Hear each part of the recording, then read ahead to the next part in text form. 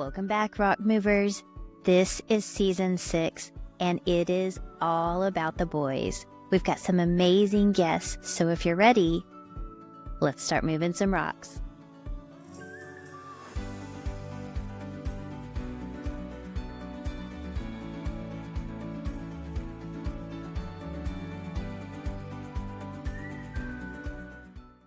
All right, Rock Movers. We are bringing someone back because literally my brother from another mother, former retired Navy, just go-giver deluxe, over the top, and I don't even know where to start other than to say, Scott Ferguson, thank you for joining me today. My sister from another mister. I love it. Oh my I'm gosh. so glad to be here. And hey, Rock Movers, I'm so blessed to be here, KG. It's so good. Awesome. Well, of all the people who have moved rocks, you and I have moved some similar rocks. Yes, we have. And I love talking to people who see adoption as a gift and a rock all at the same time, because we both have this heart for people that I think the adoption helped craft.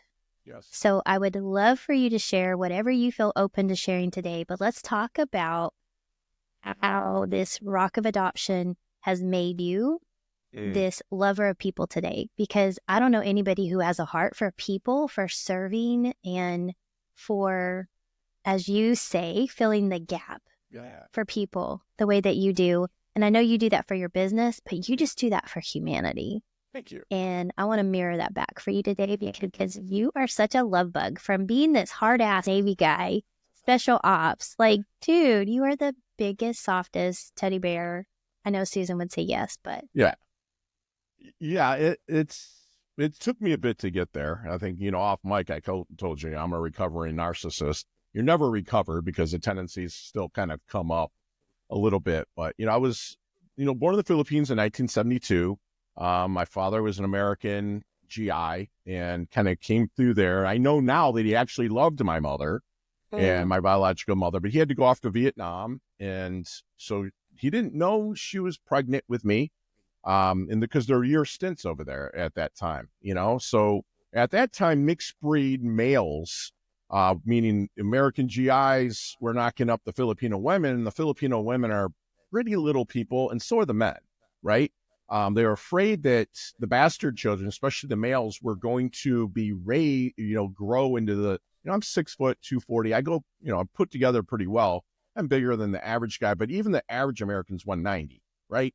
And right. So, they're afraid that physically the bastard children, males, were going to grow up and take over the Philippine Islands. So they immediately started taking the bastard male children and shipping them to Spain, because the Philippines is a Spaniard island. It's controlled by Spain. No one knows what really happened to those kids, right? Hopefully they got adopted out or something. But I was blessed. There was an Air Force couple that was stationed in Subic Bay, and they had 2 children. They were looking to adopt a third, adopt another child. And they literally took me from my biological mother and put me in their arms and said that I was theirs. And, they brought me back to the United States at the time on a temporary visa. And when they came back, I came back because the woman who was going to adopt me, her father was like getting sick and he ended up dying. She went schizophrenic. Couldn't not handle reality. Who would have been my father, it was already raising 2 children. I can't raise this there. They put me in an orphanage in California. And so, again, I remember very little, if any, of this, right? How old were you when that happened? I was adopted at 26 months. So there was so some right time. Around 2? Right. Yeah, there was some time. But I ended up getting adopted by a family out of the Detroit, Michigan area. And that father, who is my best friend in the world right now, my dad, he was an alcoholic, really bad, from Vietnam, right? My mom kind of followed suit, so they couldn't really raise me, so they adopted me, and they divorced, and then they couldn't raise me, so I was kind of shipped from, families to families to families. Now, I know you kind of started this off with how awesome adoption is, and that sounds like maybe I don't think it is, but it's still the greatest gift that you can give a human being, 100%. Just please be ready for it. But I also give my parents, who had ended up adopting me, a lot of credit because I'm this dark-skinned baby. And we lived in Michigan. This is 1972, 74. And racism was really rampant then. So my dad, but my dad didn't mess with him. He's like 6'5", big dude, right? And so he never really messed with him, but we'd get looks. So I give them a lot of credit for that. It's not like now you adopt someone out of your race. Everyone's like, oh, yay. Back then it wasn't that. But, I found I love the sarcasm in that. Oh, right. Yay. I found an identity in sports. It was pretty good. And I was tried out, excelled, got some looks from different colleges, but they decided that they didn't like a 1.6 grade point average because that's about what I carried, so they're like, get that grade, go to JUCO, junior college, play a sport, let us look at you and do this. I'm like, dude. And then my dad, who I did circle back and ended up living with my dad through my high school years. He's like, I ain't living here without paying rent. So I just was like, military sounds fun, just gets me out. It's the beginning of Desert Storm. So I'm all like big balls. I'm going to go do it. It's not like that. It's scary. Anyways, so I went in the military, found a family that I'm still super close with to this day. I'm blessed to live in South Florida now with, all the fellas come down in February around my birthday and we go to a golf tournament, PGA golf tournament, and we hang out, but we're still super close. We'll be there for each other in a heartbeat. But, adoption is absolutely necessity in this world because there's a lot of kids that are without. But if you're going to do it, do it the right way. My parents, I'm not going to say didn't do it the right way because we circled back to each other. I mean, I carry my mom on my chest right now. This is her ashes, that adopted me, and we became really good friends at the end. But yeah, it's just there's a lot of lessons that just kind of like I was able to learn along the way, and then lessons I didn't learn in the moment, but can reflect back on and learn them. Yeah. So that's my long-winded response. Sorry. No, not sorry at all. So when is your birthday? In February? 21st. I'm wearing the cusp Pisces and no way. Yeah. How did I not know this? Here's the 21st. Yeah, I know. We always wish each other Facebook happy birthday. Why did I forget this? Okay. Sorry, I'm having a moment. I do suck. I am horrible friend. Failed, epic failure. So I totally forgot that. Yes, we do share that. So you're my Irish brother. Yep, we are. Okay. It's my Irish twin. It's funny. I'm looking at us on screen and we almost could be. We have the high cheekbones. If people are watching, let me see. I'll put on glasses. So we could be. These we are. White glasses, though. And we're both adopted, so yes, we are. You never know. Other than we both done DNA. So, okay. What I heard you say, and something I want to circle back on is you talk about the struggle that you had with being this narcissist. I think as someone who is adopted and gone through all that, that's how you coped, right? Those are skills 100%. You adapted to protect you. Yes, abandonment rears its ugly head, and it's the only way you do it is, So fostered, let's go back. Orphaned, fostered, adopted. Right. The gift that we have now, and I think that creates this huge empathetic heart that we both have, is that now we're chosen. Yeah, 100%. Yeah. And so... Yep.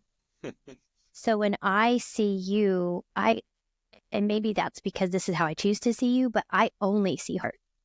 Mm-hmm. I only see this big-hearted, loving guy, and probably because I didn't know you back then. Sure. When you were going through the big wounded time. But I also know that you come from a place of, okay, this happened to me, and now I get to share this rock, right? This thing that's happened. Right. And I get to help others avoid that. Love it. Yeah, that's a great way to look at that.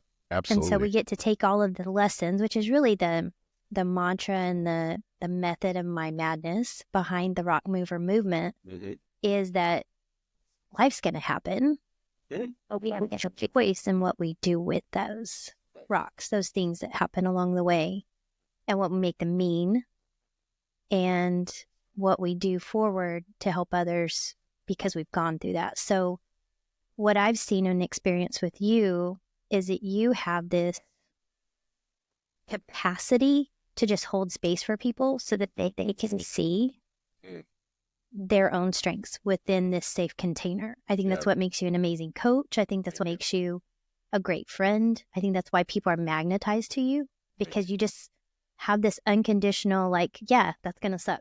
And yeah, it is going to suck. Yeah. You screwed up and, right? Like you just have this unconditional empathy and capacity to just be there for people, which I think is the gift of adoption, because we've been in the place where people weren't there for us. 100%.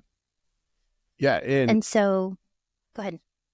I find sometimes, like, I don't know if you do, but like we almost overcompensate sometimes for wanting to be there for people. No. It will cross boundaries. You know, the person that taught me how to be a coach, you know, because I would hear somebody and be like, I'd spit out questions and like actually start coaching. I'm not a consultant, so I don't tell them what to do, but I will start spitting out questions to them without asking for permission, right? And coaching 101 is permission, you know, and so I had to rein it in, you know, a little bit also to be like, I want to help everybody. You know, our mantra at Time to Shine Today is we don't want to have anyone to feel like they have no one, you know, and that's what it is. And then again, it doesn't matter if, you know, you're thinking about your last day on earth, you want it to be your last day on earth, and we have somebody for you. You know, if you're like, you trying to hit a couple extra home runs in your baseball game, we have some. You know, so I've been blessed to interview, you know, over 400 coaches, pick up steps from them, but also be able to refer people to them. Again, we don't want to have anyone to feel like they have no one, you know, so that's just, it's worked out pretty well for it. So I appreciate it. That, you know, I do what I love in the service of people that love what I do, right? So I love to coach in the service of people that see that I love coaching, and it really works out. So in the service of coaching, and you said you learned from someone, who is that someone, and what do you feel like the greatest lesson is that if someone's listening to this now, because we know since COVID, there's a whole nother level of people that have come into the coaching world. Yeah, of course. Some call themselves coaches. They're not really coaching. We'll leave that there. Yeah. But these people who are coaches, right? They have the heart of a coach, or they just want to mentor or teach, whatever capacity they come with. Right. What was the one thing that person taught you about coaching, other than get permission first? Right. That was the number one thing I went with. But the number one thing is that I'm a coach. I'm not a consultant. You know, a lot of people will start giving advice, and that is not a coach. It's like, if you're familiar with football, did, you know, Bill Belichick play one play of football? No, but he helped him game plan for it. So one, you're a coach. You're not a consultant. Like, again, I've talked to you off mic of people that I've coached that forgot more about their business than I'll ever know or really care to know. But I also am a huge believer that everyone knows what they want. They just don't know how to talk themselves into it, right? In that every challenge that resides inside them, the answer is there too. But like you said, you know, as coaches, we hold that mirror up in front and let them kind of work through it. And I'm the clients that I'm blessed to coach in South Florida, I put them in the driver's seat of their car. One, I want to see what their car looks like on the inside, whether, I don't care what kind of car they drive, but do they keep it neat and clean? I can really see, you know, what kind of personality I'm working with on someone's car. But really, I'm like, you're talking like not metaphorically, like physically in their car. And then we kind of get into the metaphorically of, I have them sit in the driver's seat, right, and say, this rearview mirror, it's small for a reason. That's your past. If you're stuck there, then I have to refer you to a therapist, because I'm not qualified to, and that's all obstacles that you're placing in your way that I just, as a coach, you're helping them bridge that gap. So if they're sitting there driver's seat, I see this huge windshield. It's big, scary. Oh my gosh, where are we going? You know, since 2011 or so on the dashboard, they've been putting these things called GPS. That's what I am for you. I can't buckle your seatbelt. I can't, if you so choose, I can't start your car, put it in gear and go. But, if I'm going to Karen's house and there's a, big party she's throwing and a tree falls across the ground, am I just going to turn around and go home and cry like a baby? No, I'm going to hit the GPS. I'm going to find another way. And again, being a gap coach is, we know where they know where they want to go. Again, everyone knows what they want. They just don't know how to talk themselves into it. And they're here. I help them bridge that gap. And sorry, you said GPS, and I'm just like, ideas are spinning. I didn't have a piece of paper. I'm like, I got to have a piece of paper because I got to write something down. I'm going to tell you this later. Yeah. And, everybody, no matter where they are in life, wants to live a life of options and not obligations, right? And as a coach, I'm able to help them get there, and live a life of options. Everybody wants to. It doesn't have to always be monetarily.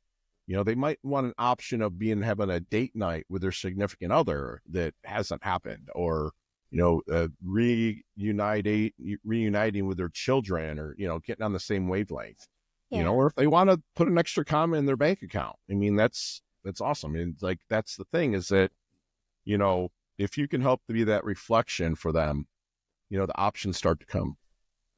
And I love all of that. And you gave me so many ideas. So as you're listening to this podcast, y'all, I hope you have a pen and paper, because I'm like scrambling as we're saying this. Scott is amazing with dropping golden nuggets. Like he spits them out like air, like he's just breathing. It's like nugget, mic drop, mic drop. So it's called regurgitation. And yet the name of my book is Regurgitate. You're going to be in it as well, the book, because I'm just taking every podcast interview and I'm regurgitating my knowledge nuggets I pulled from them. Oh, gosh. Right? And if you really think about it, like Tony Robbins, I'm blessed to call him a friend, but also someone I admire what he does. But he regurgitates everything Jim Rohn did. And Jim Rohn regurgitates Earl Nightingale. Earl Nightingale, Wallace Wattles, all the way back to Seneca or Aristotle.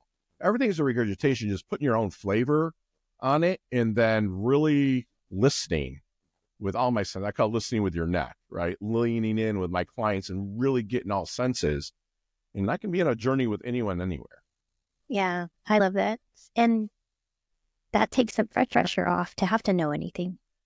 And as a coach, we don't have to know how to play football to coach someone to play football. Like, I don't have to physically have the strength to stand up against a refrigerator Perry to be able to tell the guy on the other side of the refrigerator what to do, right?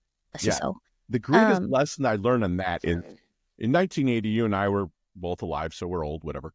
But the Miracle on Ice, right? I love favorite movie. Right. I love that. But the Russian hockey team, there was a person, Mikhail Malachev.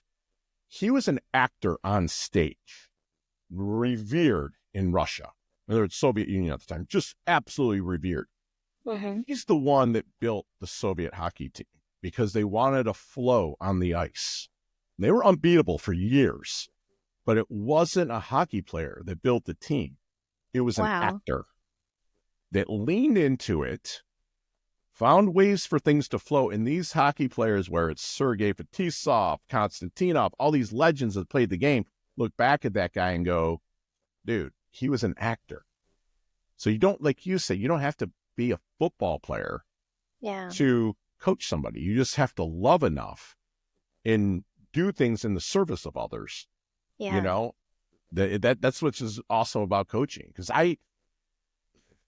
So let me ask you something, KG. I know you're interviewing me, but do you ever link your capabilities to do you ever link your confidence to your capabilities? Of course. Okay.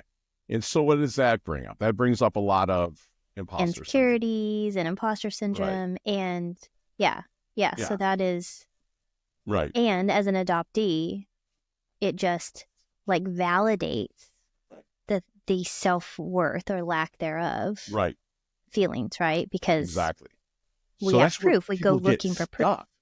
Right.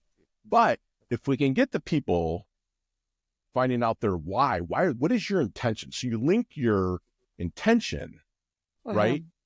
Then the capability doesn't matter. Right. right? The intention's there. So that's a big thing about the way that I kind of go about is what are you intending to do? I mean, all my clients out there, they know that they've got to give me their intention for the day by 9 a.m., along with 3 things they're grateful for, right? In a text. And, so if we can stay close to our intentions, your confidence just comes. It just does. How am I able to speak on stage in front of 3,000 people 2 weeks ago, where I told you that their average, net worth is 5 million, right? Yeah. And what gives me the right to do that? Because my intentions are I want to help them, right? So then confidence comes.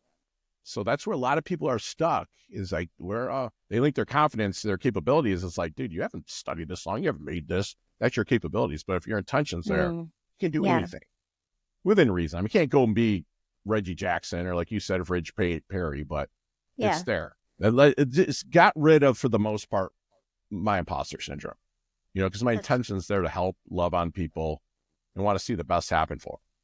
Such a gift. So when you add intentions to the knowledge of just the right questions, I think that is where the true gift of great coaching is inspired from. 100%. Is knowing the right questions. I created a list of powerful questions when I was coaching this real estate coaching company, and none of them are unique, like mind-blowing questions, right? They're just really basic coaching questions. Right. But in the context for that team, it was just like, oh my gosh, these are amazing. Right. Because I was coaching real estate coaches, so they were coaching other people. And sometimes we just get in a groove or a lane, and we just don't look around and see other ways of doing the same thing. Yeah. And so the powerful thing about, like, okay, what are you making this mean? Right. It's like mind blown, and it's not really anything amazing, but I didn't have to know real estate. I didn't have to be a licensed real estate agent to be able to ask that question that changed their business. Right. Right. So and what also about is a lot of people will say, I do affirmations every day, right? About like, I'm good, I'm great, I'm terrific, I'm this, I'm that, and this is happening for me, which is great. I do them too.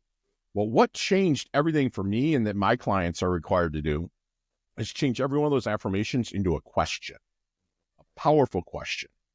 How is it that I am so disciplined that I get this done? Why? How? Where did I get this talent from? Because again, our minds are programmed to problem solve, right? That's just the human mind. We are evolved. We're the only living species on this earth that does not live to the ultimate capability. People say, well, that dog's fat. No, the owner's fat.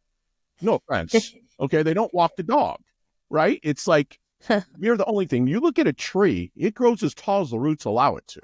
We're the only living creature that has it. So when you start asking yourself powerful questions, it banks into the reticular activating system, the RAS, right? And when you have the RAS, speaking in definitives, how is it that I never live with shame, guilt, or conflict? How do I make this much money and stuff? Instead of affirmations, you ask the question, subconscious mind starts turning on, the reticular activating system. And then, things. It's about finding the proof. Solutions start coming, right?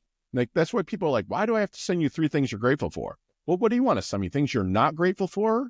So what do you think the RAS is going to have? And all those people out there that might not know what the RAS is, if Karen was to tell me, hey, Fergie, I got a Tesla. And I'm like, what's a Tesla? And you're like, come over and check it out. So I go over there, I check it out, never seen one before in my life. And I see Karen's emotion to it. So I'm emotional to it, right? Her husband's emotional to it. My woman might be emotional to it. On the ride home, how many Teslas do you think I'm going to see? Yeah, hundreds that were there all the time, but you never saw them. Exactly. So that's why the gratitude's got to be done daily with me. Yeah. The gratitude's got to be there. And we move into powerful question of the day. How is it that I am the most sought after, mindset gap coach on earth? And you start, things will just start working for you. It's not magic. You have to be able to, it's going to look for things to problem solve. And the opportunities will be there. And like you just said, if you're present to it, you grab it. Yeah. Right. So that's just the coaching flip that I work.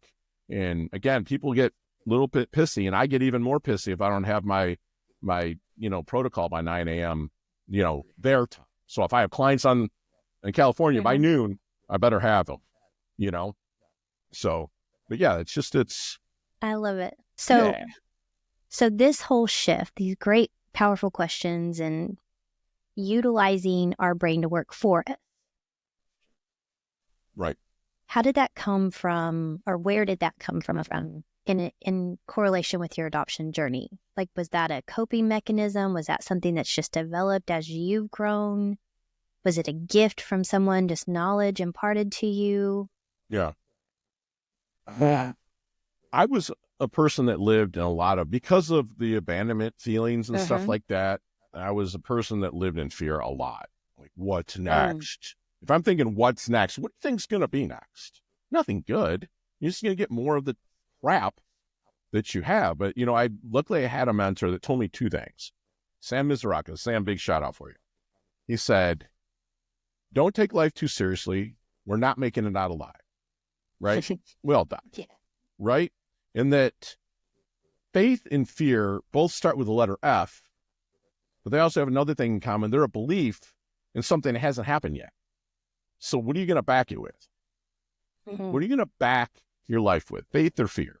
Once I just start backing, and again, please don't think I'm going to religious connotation. I am a Christian. I'm unabashedly fine with telling people that, but I'm not asking you to do that. Back it with faith, a belief in yourself, and back that belief with education and passion, and back that with a persistence that doesn't recognize failure, and everything can happen for you. So how do you have a resilience that doesn't accept failure? Like, how did you build that? Because that's a choice too. I have him on my wall up here. There's a running back that I consider the best running back ever, Barry Sanders, right? He lost he would lose so many yards a game, right? He's also one of the best running backs to ever play the game. And me being from Detroit, number 1 seed this year, by the way, in the playoffs. Go Lions. Shout out to the Lions. That's right. But he always said, and I was blessed to actually personal train his wife, Lauren, at the time in Detroit. He always said, dude, it's like, as long as I fall forward and I added fail to it, right? It's like, if he's going to get tackled, he doesn't want to get tackled. He's got to fall forward. Get whatever you can, right? Inch by inch, it's a cinch. By the yard, it's hard. Okay. It's like, dude, just get a little bit, and eventually you're going to break one. So that's where that kind of came from. It was a patience with a persistence that didn't recognize failure, and everybody's failing and welcome failing, that you're going to fail forward. I mean, if you hit 300 in baseball, you're going to the Hall of Fame. That means you failed 7 times, dude. Do that. You know what I'm saying? It's just like, it's the facts. I'm blessed to coach 2 Major League Baseball players. One there in Texas, go Rangers. They won the World Series, and we had to bring him back to the basics, when he slumped, and, just understand that failure is part of it. And that goes in life too, not just if you're an elite athlete. It's like everything, and not. So go ahead. Sorry. Well, for someone that has just such deep-rooted, soul-attached fears, right? So fear of abandonment, fear of whatever, right? Just this lack of enoughness that tends to follow with an adoption, or someone that has been through deep emotional primal trauma. I hear what you're saying. I've gone through my process, but I know in the midst of all of that mental soup, what I'm hearing you say is just like, that's hogwash. Like, I can't even conceptualize that for me. How do you just make a decision to do that? Yeah. I had to learn forgiveness real fast. And I had to learn what forgiveness actually meant to me. Like, can I ask you what your definition of forgiveness is? For me personally? Yeah. I don't know that I've ever articulated. So forgiveness, what it's become for me is an acceptance that I did the very best that I could. And I'm going to assume that about others as well, that in our brokenness, our woundedness, someone did the best that they could. Absolutely. And whatever happened was their efforts to protect themselves. Love it. Love it. And I can let that be and let that go. 100%. I love that. And I actually wrote a couple things down on that as well that you just said.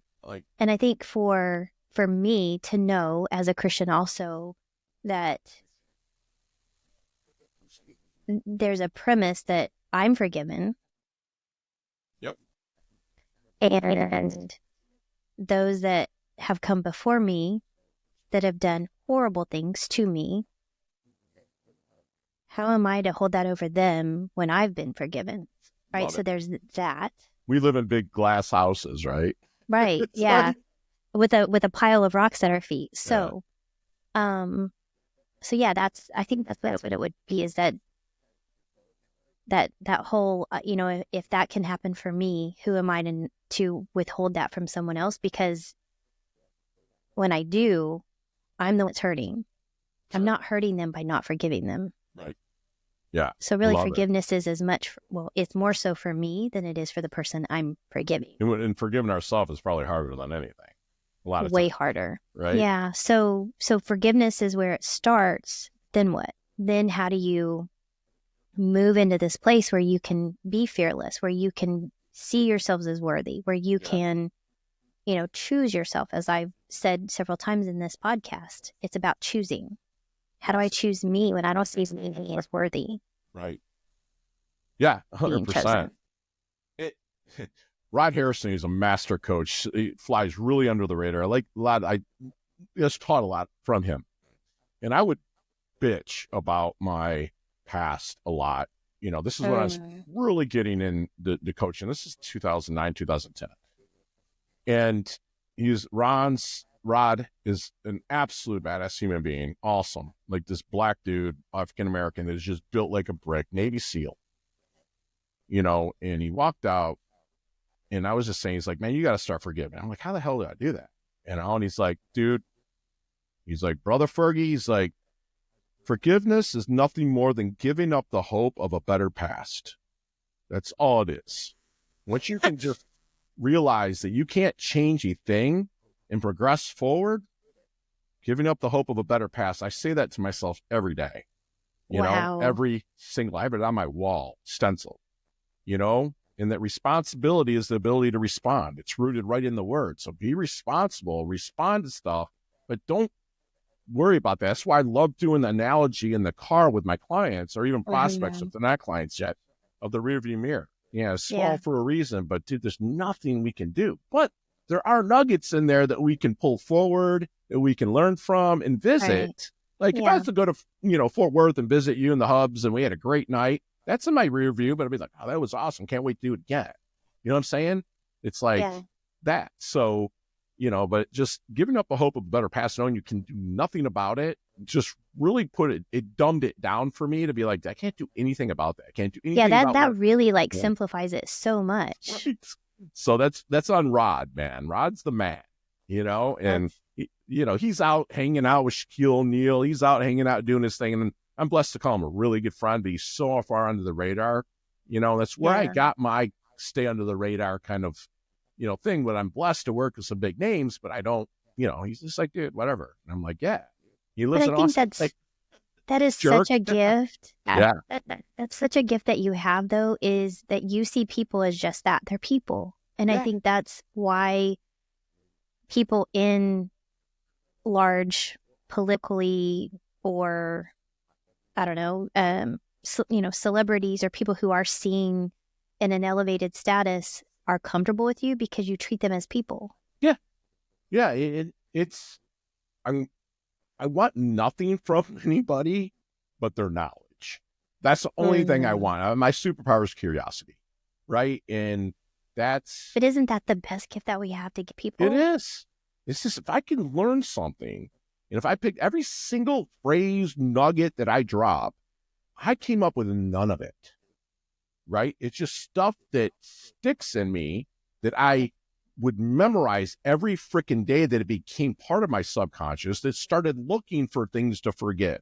It started looking for people to serve. It started, and and realizing this, and that there's so many, and then you have the other end of the spectrum of people that want to give, yet they don't know how to receive, right? They don't, and That I would love be you, my but I think journey. you might be one of them. Yeah, I literally just called myself out. I totally Right. threw myself under the bus. I really have a hard time Right. receiving. Do you have I've a plant had in your in the house? past. Do I what? Do you have a plant in your house? Right there. Okay, look at it. Okay, what do you breathe in? What do we Oxygen. breathe in? Oxygen. Okay, what do we breathe out? Carbon dioxide. Okay, what does the plant breathe in? Carbon dioxide. What does it breathe out? Oxygen. Does it have a freaking choice? No. Then why do we give ourselves choices? I'm guilty of it too. You know what I'm saying? We're a living organism. Also, we're just blessed with an intellect that my God gave us. Your God too, since our beliefs are the same. But it's like we limit ourselves. You can never you've heard this, and we can never outgive the universe. It's impossible. Right. So just give until it hurts so good, right? And then, but be open to the reciprocation. That's where I would really suck. Like I would give, be like, feel so great giving. And somebody like, hey man, here's tickets to this. Oh, no, man. Feel like I wasn't worthy of like box seats somewhere, right? Yeah. And not luckily, I've aligned things. I had people that are like, Fergie, take them. Yeah. Just take them, And then now I'll just whatever. If you're like, hey, Ferg, here's a plane ticket to Fort Worth, you and Susan come out and visit. I'm like, okay, cool. I might buy you guys a really nice dinner, my way of reciprocating. But, it's just like I've been getting a lot better at, not taking, but receiving. Receiving, yeah. Because isn't it in the receiving that we're telling ourselves, that person, and God, the universe, number one, thank you. Thank you. Right? Yeah.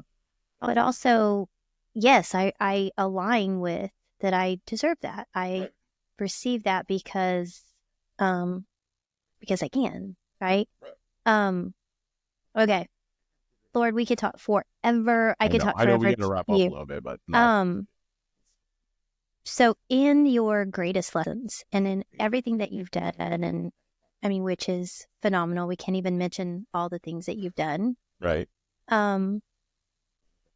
There is a humility that is your underlying tenor. That is admirable. And from the first time we met until now, you have been consistently the same. You always show up the exact same way. I want to recognize you for that, first off. But second off, for someone that doesn't know you, that they're like, okay, because I know there's probably one or two people in my world that don't know Scott Ferguson, maybe. What do they need to know about you that they couldn't learn from this podcast or from A Time to Shine Today or from whatever they can see on social that the world really needs to know about you? Okay, it's like you already figured, like I'm kind of an open book, so I'm always wanting to share. But I really am leaning into doing things for the intention and not the attention. And when Facebook and all that stuff first came out, I was like, look at me, and I would get all these likes and all that stuff, and realized that I'm really not helping anybody but myself. So there's kind of doing things for the intention and not the attention, right? And they really want to plant, like yourself. And I said this on my podcast about you, that we're planting trees that we're never going to sit in the shade of, right? And that's what I want to be. I don't know if people need to know that, but that's what I really want to do, is because the more you mentor, the more immortal you become, right? It's like if you help somebody, they're going to remember you and they're going to pass that forward to somebody. Yeah, they're going to pass it forward. So it's just like, I just want to serve, and frankly,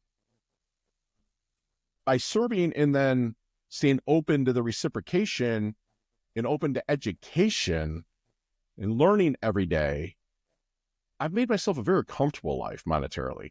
You know what I'm saying? It's like, it just happened. It wasn't like that from jump, but it was like just doing it and understanding that, dude, if I help these people, somebody else is going to hear about it.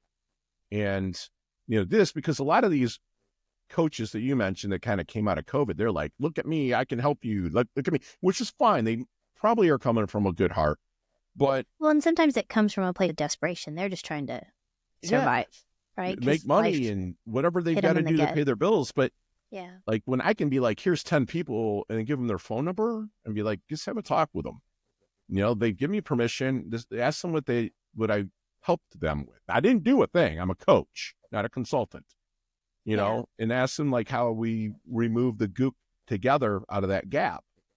And that's the best way that you can grow anything in life. If you're a realtor, right? You know, get testimonials from people. It's like, whatever it is, if you're a babysitter, no one's going to watch your kid unless they have references. Like, really, that's the ammo. Like, if you build it up, you know, a lot of these coaches, like, I'm this much a month, dude. I coached so many free sessions. I think I have 1,100 hours of free sessions. Like, that's no joke. Yeah. You know what I'm saying? I did 47 speeches pro bono before I got my first $250 paid speech. So be willing to give, receive feedback, be open to it, fail forward, and never freaking stop. You get whatever you want. It's just bottom line, you know, but as long as you're coming from service and knowing that you're helping somebody, it's never a lost cause. I just went really long. I hear Bob Berg coming out of your mouth so much right there. What's that? I said, I hear Bob Berg coming out of your mouth right there. Yeah. Love Bob. Saw him at breakfast this morning. Did you, we did our podcast and I told him, I said, it was awesome. Like, I hear Bob talk and I hear Zig, right? So back to what you said is like this, it's no new ideas. We're just taking great ideas and, you know, attaching our fingerprints to them and, you know, handing them back out. But, this whole philosophy and, you know, Zig was amazing and his daughter is my mentor. And, you know, I love this whole premise. And I think the biggest takeaway that I'm hearing today, which I went into this just so excited because I never know what's going to come out of conversations with you ever, but I always come out anyway. It could be a text, like you just text me and I'm just like coming out with something amazing. Thank you. Did the same back to you, kiddo. I mean, like, it's like you're right. We're like brother and different mothers, just from different misses. It's like it's the truth, and I think that's why we've literally stayed connected for 4 years. We've never met, unfortunately, never met in person yet. Yes, you know which is a shame. But that will change, and we share a birthday.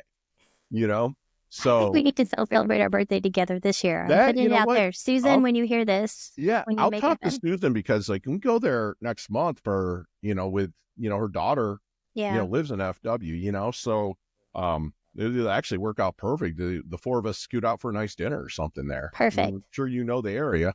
Love You're going to live there. I know one or two places. Yeah. One or two places. But every time I talk to you, it blows my mind, the people that you talk to and the people that you serve. And I'm not saying this in a I'm little way, but you are an amazing human. Thank you. Who gives so much. So for you to share your time with me makes me feel so humbled and appreciative. And I also see you living this message. You're not just saying give till it hurts. Yeah. Like I literally see you living that. Thank you. That means a lot. I mean, it's true what you said. And I don't want to sound like but it took me experience and setbacks to get to that frame of mind. And every day I wake up, 52 years old, I'll be 53 next month, and you start getting creaks and cracks in your body and knowing that you've got to do things a different way and adjust, and so I really, really appreciate those kind words. I don't know why. You make me emotional, Scott. Oh. It's all good. All good.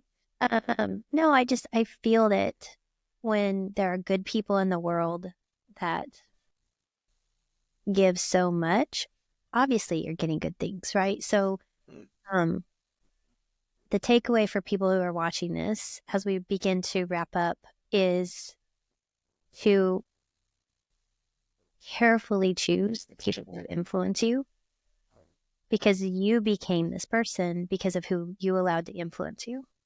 Yeah, you'll never outperform your inner circle, right? Right. If you're close to people, you're never gonna. if you're hanging around with chickens, you're never going to soar with eagles. And there's nothing wrong with the chickens. We need chickens. Bottom line, there's just people have, said this is what I'm going to be, and that's fine, right? But don't expect equal results if you're gonna. Right. And you'll never outperform. That's something that Alex, a good friend of mine, Alex, said, you never outperform your inner circle.